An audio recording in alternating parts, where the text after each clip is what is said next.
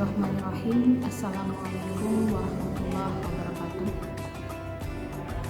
Alhamdulillahirrahmanirrahim. Wassalatu wassalamu ala asyrafil anbiya'i wal mursalin wa ala alihi wa sahbihi ajma'in, amma ba'd. Izinkan pada kali ini saya menyampaikan tentang pengalaman terbaik saya selama mendampingi anak-anak belajar di rumah di masa pandemi COVID-19 ini, menuju kenormalan baru pada masa ini, yaitu dimana kalau dulu kita beraktivitas di luar rumah tanpa menggunakan masker, tapi saat ini kita diwajibkan untuk memakai masker.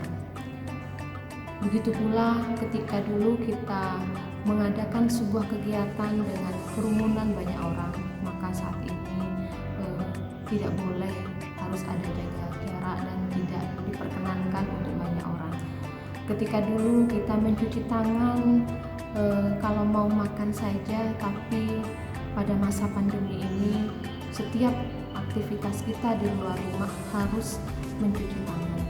Hal itu tujuannya untuk apa? Agar supaya dapat memutus mata rantai dari penyebaran pandemi COVID ini. Begitupun dengan pendidikan anak-anak kita. Kalau dulu mereka belajar tatap muka di ruang kelas, tapi pada masa sekarang ini mereka diwajibkan untuk belajar di rumah saja secara online.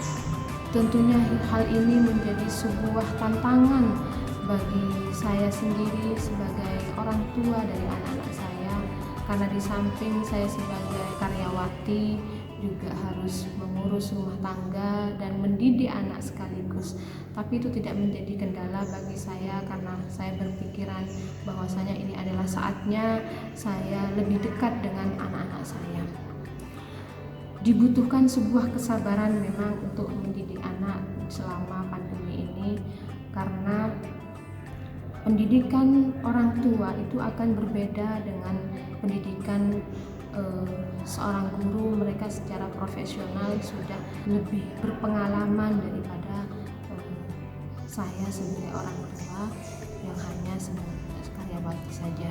Kalau di sekolah anak-anak mungkin merasa ada tanggung jawab, mereka patuh terhadap apa yang diperintahkan oleh guru-gurunya, tapi berbeda ketika belajar di rumah. Mereka merasa hanya orang tua saja dan mereka tidak begitu serius, artinya tidak ada sebuah rasa tanggung jawab untuk patuh 100% terhadap ibu.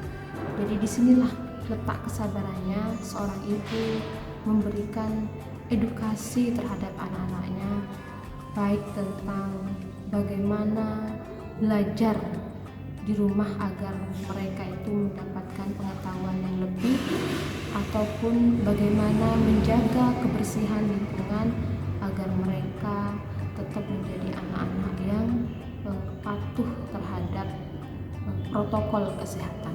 Pendidikan lain yang saya tekankan terhadap anak-anak saya yaitu karena seorang ibu adalah pemimpin di samping bapak sebagai pemimpin utama, karena ibu itu lebih dekat dengan anak-anaknya, mereka lebih tahu bagaimana perkembangan baik itu IQ, perkembangan perilaku dan sebagainya.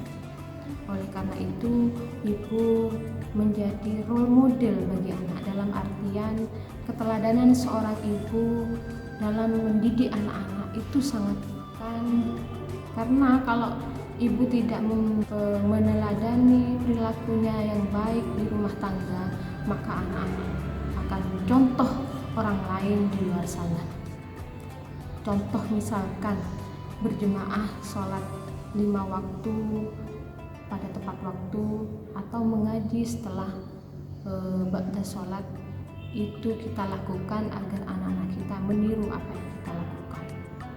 Jadi dapat disimpulkan bahwasanya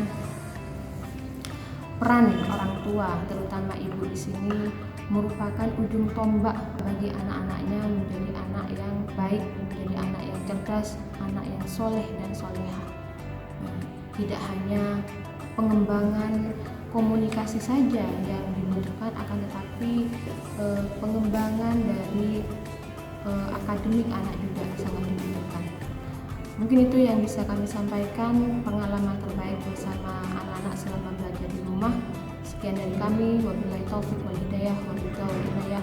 Wassalamualaikum warahmatullahi wabarakatuh.